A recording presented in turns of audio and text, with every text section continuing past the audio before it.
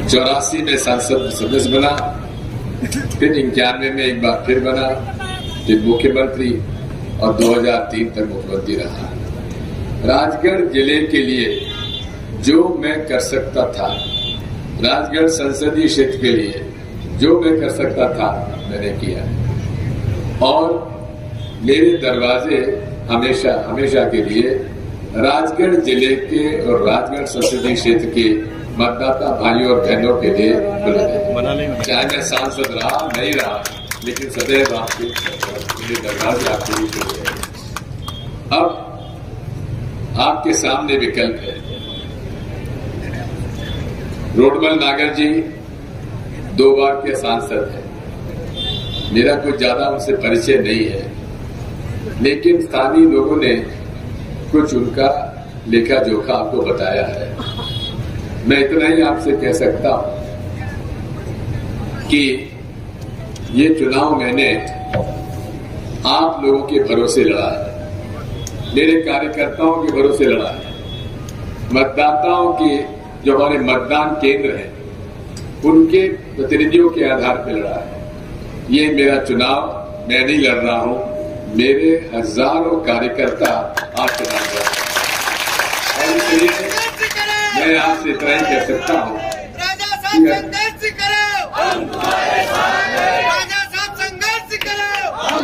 अरे माने जी, मैं तो संघर्ष कर ही रहा हूं, लेकिन बात यह है कि आखिरी 4 दिन बचे हैं।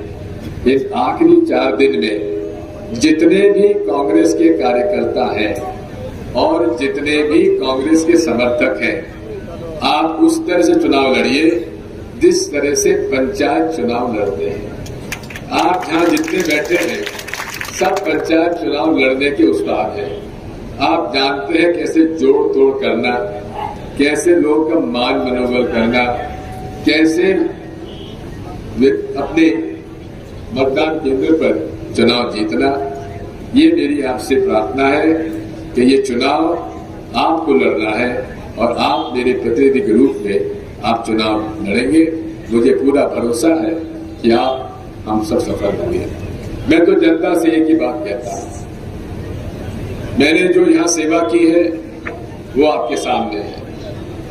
10 साल तक जो हमारे सांसद यहाँ पे रहे उनका काम आपने देख लिया। मैं आप सभी को यही मैं प्रार्थना करता हूं, 10 साल आपने रोडमल नागर जी को दिए, क्या अगले 5 साल दिग्विजय सिंह को देने के लिए आप तैयार हैं? अगर आप तैयार हैं तो मैं एक ही बात कह सकता हूं कि आपको निराश नहीं होने दूंगा और आखिरी सांस और आखिरी दम तक आपकी सेवा करूंगा। बात आई, ये मेरा आखिरी चुनाव है।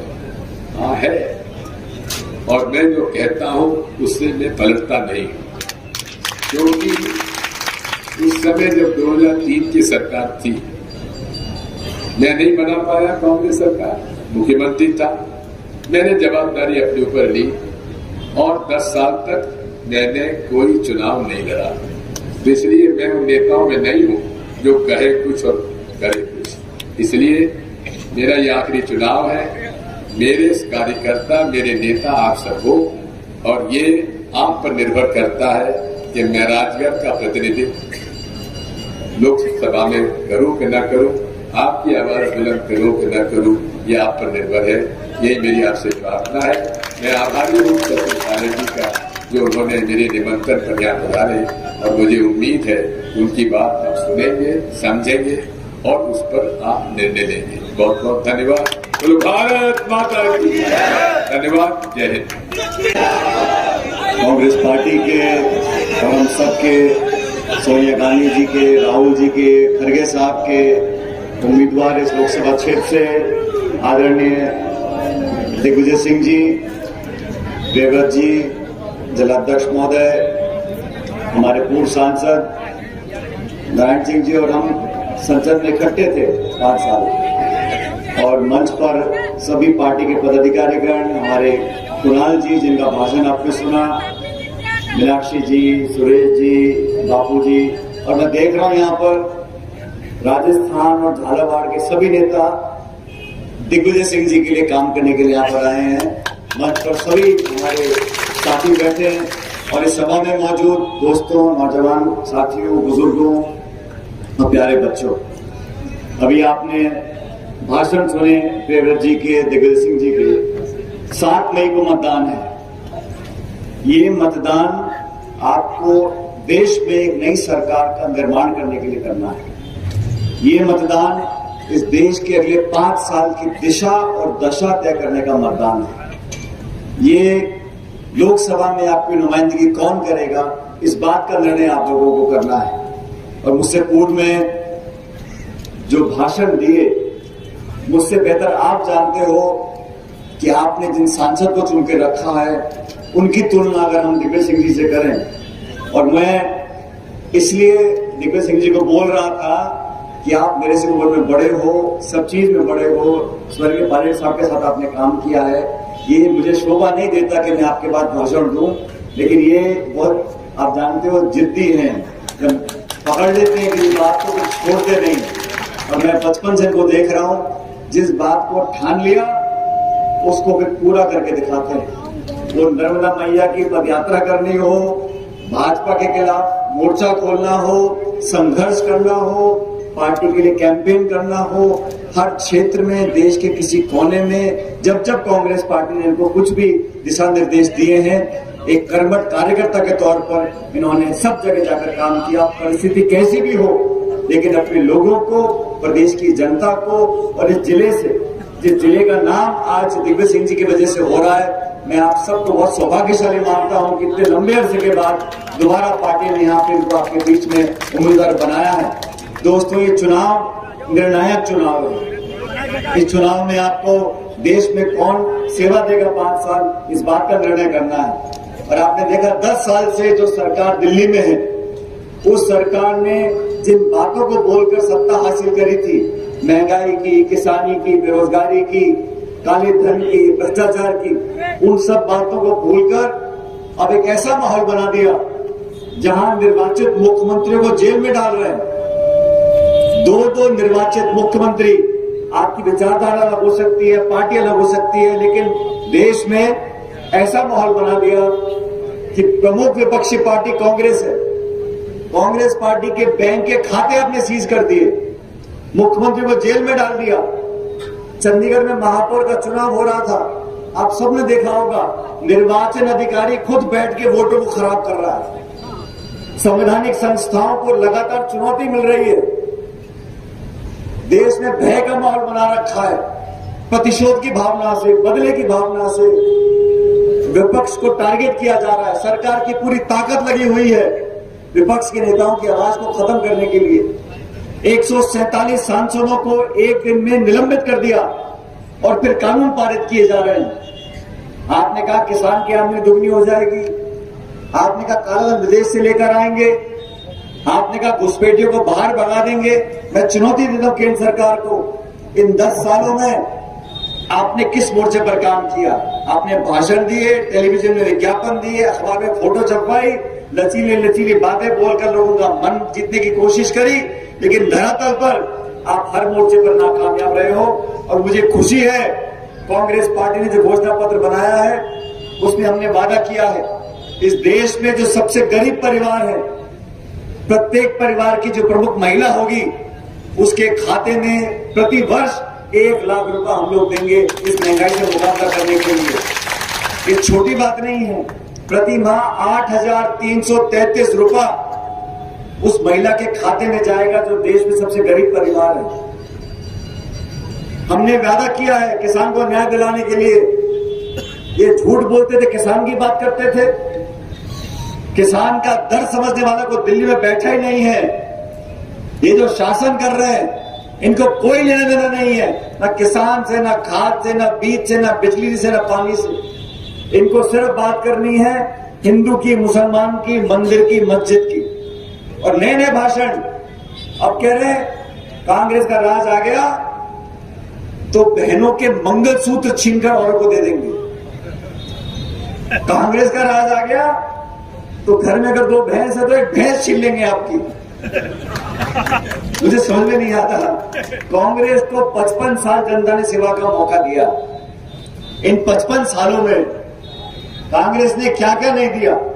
राजीव गांधी जी ने अधिकार दिया, संविधान में संशोधन किया, पंचायत से लेके प्रमुख और सांसद तक हर जगह आज हमारा SC ST OBC वर्ग के लोग जो काम कर रहे हैं, चुनकर चुनाव जाते हैं।